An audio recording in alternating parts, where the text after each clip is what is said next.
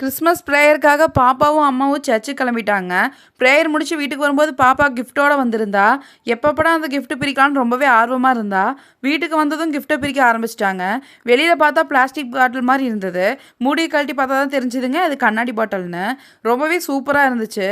கிறிஸ்மஸ்னாவே கேக்கும் பிரியாணி தாங்க. ஸோ பிரியாணி செய்யலான்னு கிச்சனுக்கு போயாச்சு. சிக்கன் பிரியாணி, சிக்கன் கிரேவி, தயிர் பச்சடி இவ்வளோதாங்க இன்றைக்கி சிம்பிள் மெனு. நான் ஸ்கூல் படிக்கிற வரை கிறிஸ்மஸ் ஒவ்வொரு வருஷமும் எங்கள் தாத்தா வீட்டில் தாங்க செலிப்ரேட் பண்ணியிருக்கேன். கரெக்டாக அரையாண்டு பரீட்சை லீவும் வந்துடும். ஸோ அந்த 10 டேஸும் தாத்தா வீட்டில் தாங்க இருப்போம். என்னோடய பெரியம்மா பசங்க, சித்தி பசங்கன்னு எல்லாருமே அசம்பிள் ஆயிடுவோம். காலையில் சர்ச்சுக்கு போயிட்டு வீட்டுக்கு வந்து சமைச்சு சாப்பிடவே மணி 3 ஆயிரும். ஆனால் அந்த 3 மணி ஆனாலுமே பசியே தெரியாதுங்க.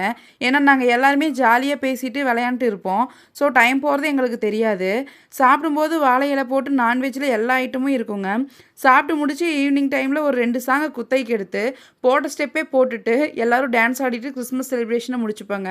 அந்த நாட்கள் நான் ரொம்பவே மிஸ் பண்ணுறேன். என்னங்க பண்ணுறது, ஃபேமிலி நானாவே கமிட்மெண்ட்ஸ் நிறைய வந்துடுதுங்க.